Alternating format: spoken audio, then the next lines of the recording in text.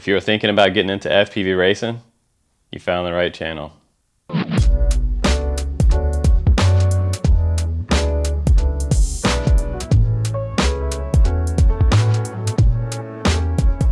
Welcome back, you 182,000 subscribers. I have something new to show you today. This is the Eachine Wizard V3.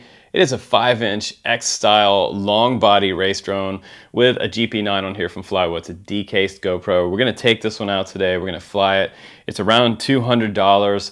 It has some upgrades on here versus the original one. The original one was the Eachine Wizard X220S, and it probably outsold just about every other racing drone on the planet. So the drone that you're looking at here, this color scheme, it's kind of synonymous with FPV in general.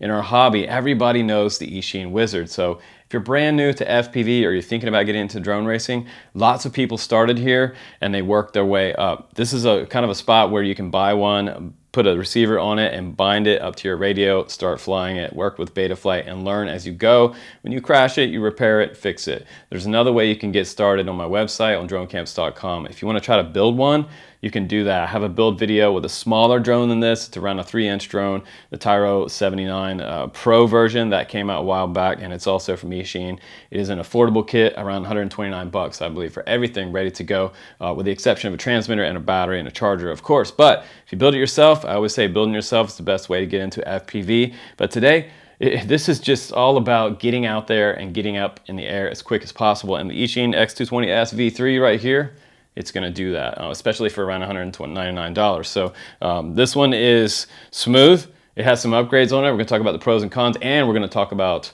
some hashtag drone truce, as always, on the channel. Drone truce about the V3 version. Is it good? Is it bad? Is it worse? So far, I'll tell you after the break. Let's go fly.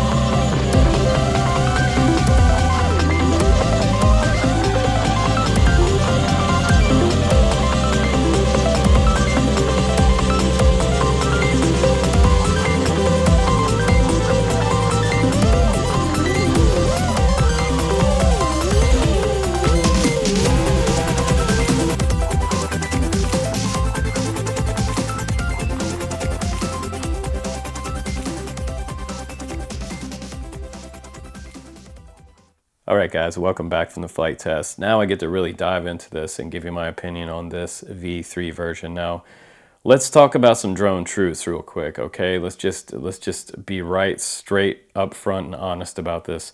Who is this for? It's not really for the guy, someone like me, or even any of my friends, really, unless they wanted a pure beater quad. This thing is all dirt cheap parts, hardware, everything on here is made to be as cheap as possible, so that they could give you the best price. And they're not skimping when it comes to being cheap on here. You're not going to be able to buy this and get high-end components like Brother Hobby motors or the Eco motors from EACHINE'S. You're not going to get any high performance type of product on this. Now, now that we have that out of the way, this is a dirt cheap FPV 5-inch race drone. That's exactly what this is. No hiding that, no skirting around the truth about that. Dirt cheap. Now, aside from dirt cheap, this one actually flies pretty good. The last one flew pretty good as well. There was even, I believe, a 6S version at some point, but these motors are branded to be on 4S. You can also add any type of receiver on here. You can add TBS Crossfire, you could add ELRS on here, and it does have a Phoenix 2 camera up front that is by Runcam. If you're brand new to the hobby, good news, because Runcam is one of the better camera companies out there producing FPV type of cameras. They also produce their own DJI HD system cameras, so when you're looking to get into DJI later, DJI FPV, it'll work with V2 goggles, and eventually, yes, it will probably work with the new goggles that came with the Avata. So I'm expecting some firmware updates there. Now, it also comes with 2207 motors on here, and those are 2550 kV, and these look like some brand new versions of these motors. They have rounded bells on them, which I really like. 4 bolts on the very bottom holding it in. Those are M3 style bolts with a TPU bumper. We've got the ESCs out on the arm, so instead of a 4-in-1 type of ESC setup, this is more of a traditional type of setup where we have the ESCs out on the arm. And the good thing about having the ESCs out on the arm is the fact that if one of these busts and blows out, it doesn't blow all of them out at the same time because they're singular. So you can replace these one at a time. They are dirt cheap. They're 35 amp a piece. And you know, I feel like I could run 6S on that, but the motors might not be rated for that. So under 2000 kV, you could probably start to run 6S. But these are going to be 4S motors. It will comfortably carry a decased style GoPro and a full-size GoPro. It has a 225 millimeter wheelbase, and it is on a squashed X, so it's not a true X actually. It's a little bit squashed, but it does have the long body for getting the most gear and the biggest battery on this drone. Now, right in the middle of this frame, this long body frame, you have some standoffs and you have a singular flight controller in the middle. You don't have any type of PDB extra stack in there. It's all down to one single layer.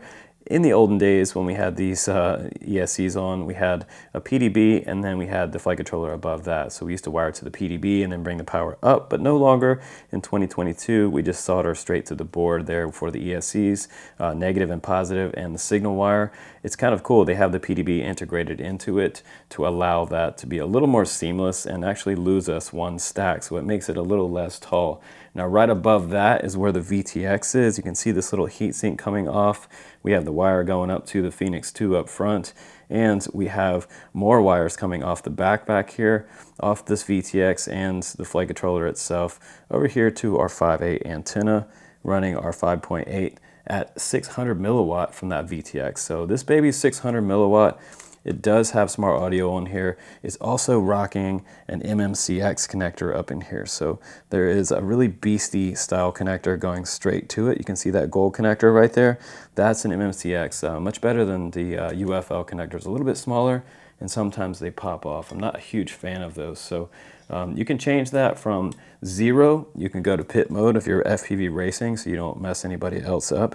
And you can go to 25, 200 milliwatt, and all the way up to 600 milliwatt. And one of the reasons the camera looks so good, yes, it is a Runcam, but it's also the Phoenix 2, and it does 1000 TVL on there. So it's a really nice wide dynamic range, high resolution, and very low noise type of camera.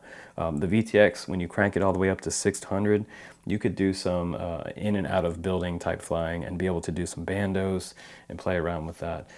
So the camera is going to be really nice. It runs actually from 5 to 36 volts. You can almost plug that straight into the VBAT, but I don't recommend it. On the very back, we also have an old school style LED strip back here that is programmable inside Betaflight.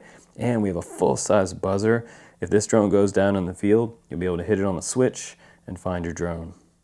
Now, you've seen it fly, and we've talked about the good stuff and some of the frame parts. We talked about what makes up the Wizard 220 V3, and I'm going to tell you to put new props on here again, like make sure you do that. And let's get into some drone truths, guys. Who is this quad for?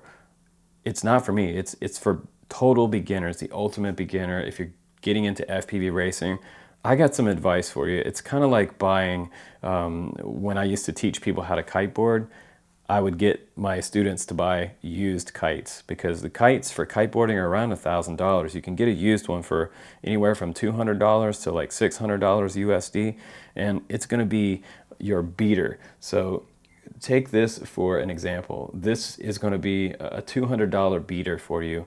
You're not going to see probably the guy that's the hotshot FPV racing guy in multi-GP racing a Wizard V3. It's probably not going to happen. Could it get into a race? Yes.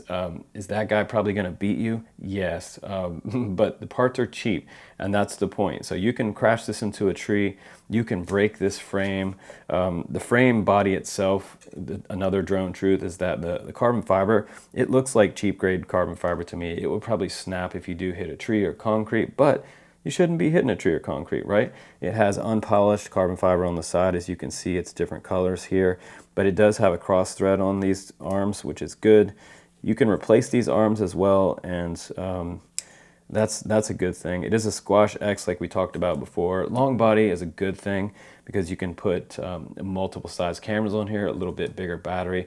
I think the largest I'd run on here is about a 4S5 1550. I was getting about 5 minutes flight time on that. So I think once you replace the props and put some nice props on there, run a 1554S, you're going to have a lot of fun with this. You're going to get a longer flight for not toting something the size of a GoPro. This adds a lot of weight to the quad, so I would recommend going for the GoPro Bones or the Flywood GP9 or the GP10. I like these because they come with a front-facing screen. You can get a back LED screen for it as well.